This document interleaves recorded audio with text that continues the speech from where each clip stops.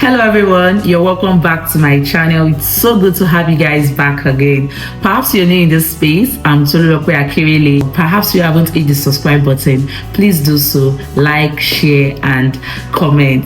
Thank you very much. Yeah, so today we'll be talking about long distance marriage. Everything you need to know about it. Yeah. So talking about long distance marriage is one which both partners share very little time with each other, maybe as a result of one being posted out of the city while the other one decides to stay with the children.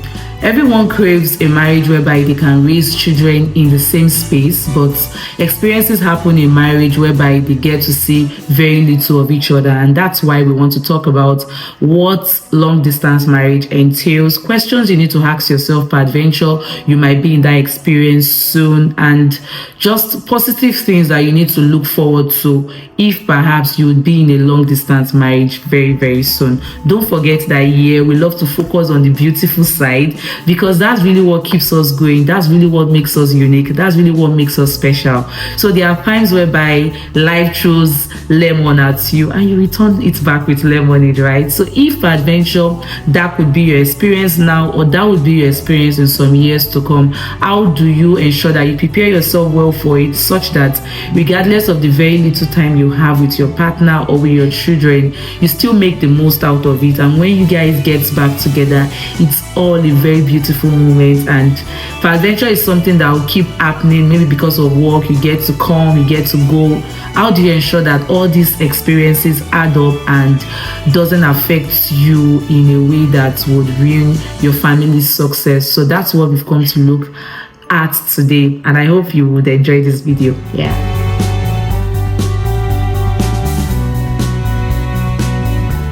Number one thing you need to know about long distance marriage in order to prepare you for it is that you need to admit the fact that it is hard. Yeah, it is hard because normally marriage is actually meant to be two partners having a whole lot of time with each other in the same space raising children, but circumstances around you has prevented that. So you need to know that for you to make it work, you need to be intentional, and knowing that it's hard would actually prepare you on the effort that you need to put. And one thing I would want you to know about long distance marriage is that not one person should put in the effort if it would work, but both parties. Marriage is all about both parties seeing the possibility in making everything that they have to do work. So if peradventure both parties are not in the same space, then they need to put in the effort to ensure that regardless of the distance which is within them, it still works. So that's one thing you need to know about long distance marriage. As much as it's hard, both parties need to put in the intentionality to ensure that it works. Yeah.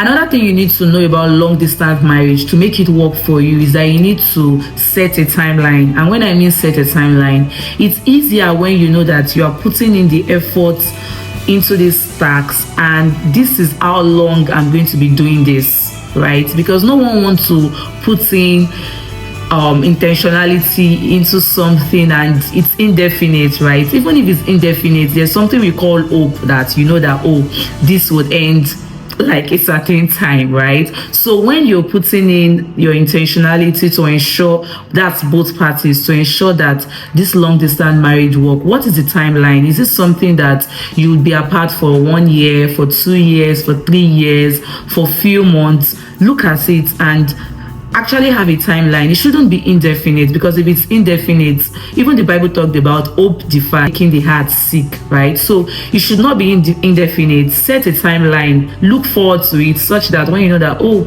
you're going to see your partner this very time, like your heart is prepared. Oh, this is how I'm going to do it, this is how I'm going to prepare myself, and the likes. It keeps you going even in tough times, when you know that you have a timeline, when you know you'll be seeing your partner this very time. Even if it's 1 year, you know that, oh, this certain year I'm going to be seeing it. But if you don't have a timeline, if it's just indefinite, both of you are in different places and you can't even tell when you're going to come. As much as some long distance marriage, some people can't really place a time on when they are going to come, but the fact that they know that they are taking steps like, let me make an example. You relocated and you really can't tell exactly when your family will come and join you, but you know that everything you are doing daily is towards that step on them coming to join you. Maybe you're working, you want to meet a particular income rate such that you'll come and join you. Every day that you are putting in the effort is just like a timeline, because you know that as the day goes, as you keep working, as you keep putting in the hard work, it's all going to add up to meeting up the income rate and them coming to join you. You understand? So that's like a timeline. So you might not be able to say that, okay, in this year, maybe March 2027, they'll come and join you. But what are the things that you are doing that you know that it's towards the steps on them coming to join you? So that's what setting a timeline can mean to you. And so another, setting a timeline can be like, okay, maybe you are a sailor, you don't have the luxury of time with your family, but you have, okay, 6 months off work, 6 months with your family. So that could be a timeline to you, that you know that, okay, after this certain period, I'm going to see your family. It all boils down to the fact that don't do long distance marriage indefinitely when you are not taking a step to ensure that it would come to an end soon. No, marriage wasn't built that way. Even if experiences around you has made it in such a way that you are not with your family, it shouldn't be an indefinite thing that you can't even tell that in the next 5 years your family will be with you or you would be with them. You can't even, no. It would not work that way, no matter the intentionality you put in. So what would ensure that your intentionality works is when you set a timeline, when you keep taking steps to ensure that that timeline comes to reality soon. So set a timeline. Don't do long distance marriage indefinitely. That's setting up yourself for trouble.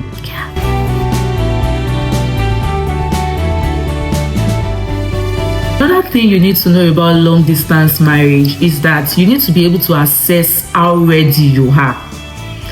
Long distance marriage is not for everybody. Yeah, it's not for everybody.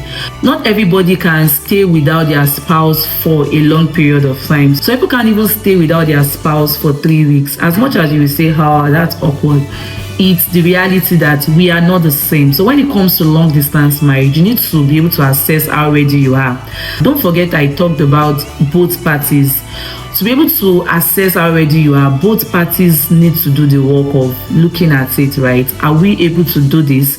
Because if both parties have issues with faithfulness and the likes, it might not work.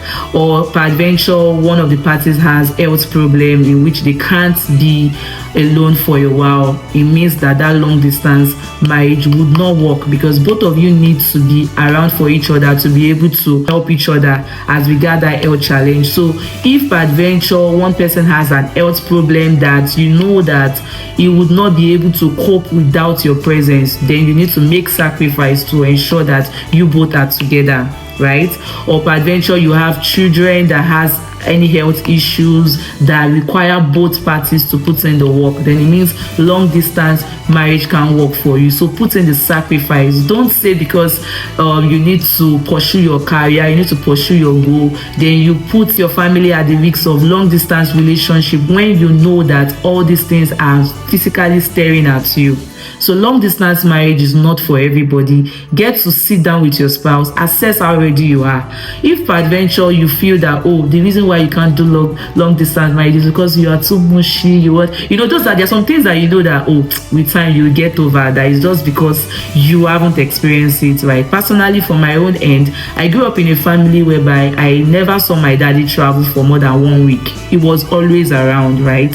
So getting into a marriage and my husband was going to travel, right, for work, and I would have to stay for a certain period of time before I join him. I was actually thinking that, how will I be able to do it? That's because I felt I never experienced it while growing up. But when I looked at it, I just looked at it that this is something that I can do. It's just because of the fact that I feel that I didn't experience it while growing up. It didn't have any other string attached to maybe health problem or maybe some other critical things, right? So it's just something that has to do with, oh, what I've seen all the while. And I was realistic with myself that I can cope, right? So if peradventure the things staring at you physically are things that you cannot wave away, please don't try long distance marriage, so that you don't end up sacrificing your family on the altar of pursuing your career or on the altar of greener pasture. Be wise.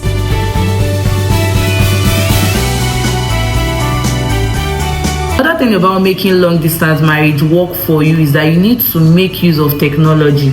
Thank God we're in an era whereby you can leverage on technology to do almost everything for you. So it shouldn't look like somebody who was traveling away from his family like in the 90s, right? So communication is the bedrock for long distance marriage, right? So you won't be with your family for a long period of time. What are the steps that you need to take to leverage on technology such that that gap is not felt? Be intentional about ensuring to speak to your partner as much as you can, right? If you have kids, set up a time whereby they get to talk with their dad or with their mom, things that that you were actively doing when you were physically with them. Ensure that you don't allow distance to really tell. Probably if your kids are still small, maybe when you were there, you actually baited for them and do all these things, and you are not around. That time that you bait for them, you know that maybe their dad will be doing it. Call them, be on call, be with them, chat. Okay, have you watched this? Have you, with kids, they will feel that you are still there, right? So ensure that you take all the steps to leverage on technology to make your long distance marriage work, right? So that's it.